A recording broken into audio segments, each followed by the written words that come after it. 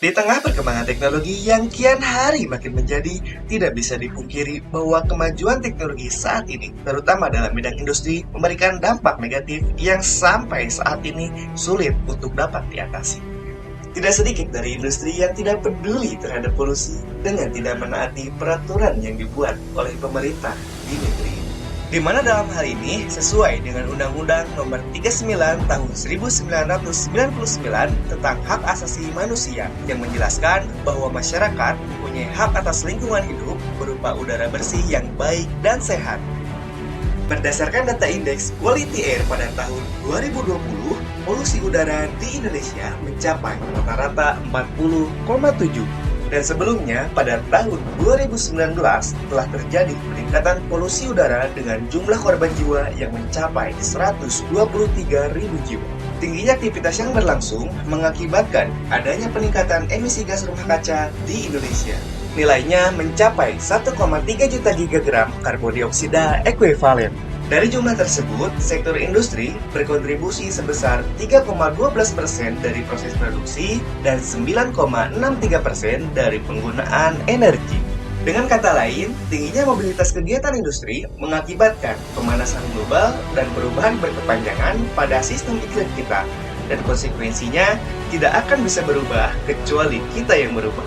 Minimnya edukasi terhadap tingkat kesehatan udara di Indonesia menjadi kendala dalam perwujudan pembangunan berkelanjutan atau SDGs pada nomor 7, yaitu Affordable and Clean Energy, yang menyatakan menjamin akses energi terjangkau dan terbarukan yang mendukung pembangunan berkelanjutan, dan Climate Action, di mana diharapkan tahun 2030 melakukan komitmen pelaksanaan mitigasi perubahan iklim dengan rencana penurunan emisi hingga mencapai 40%. Hal ini juga merupakan upaya untuk mendukung program Langit Biru yang direncanakan oleh pemerintah dalam upaya pengendalian pencemaran udara di Indonesia.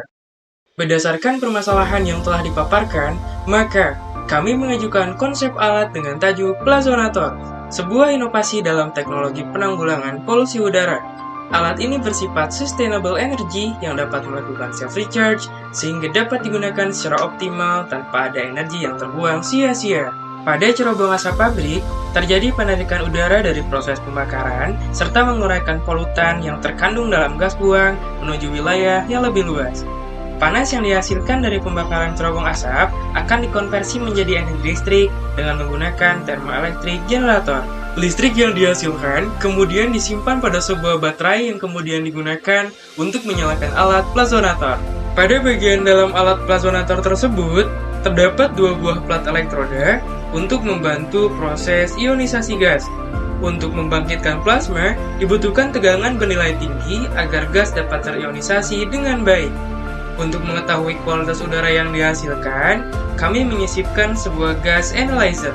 Dengan adanya alat ini, kami yakin polusi yang dihasilkan dari cerobong asap pabrik dapat berkurang dengan efisiensi yang tinggi hingga mencapai 99%. Plazonator dengan teknologi plasma ini menjadi solusi tepat untuk penanganan polusi udara di Indonesia.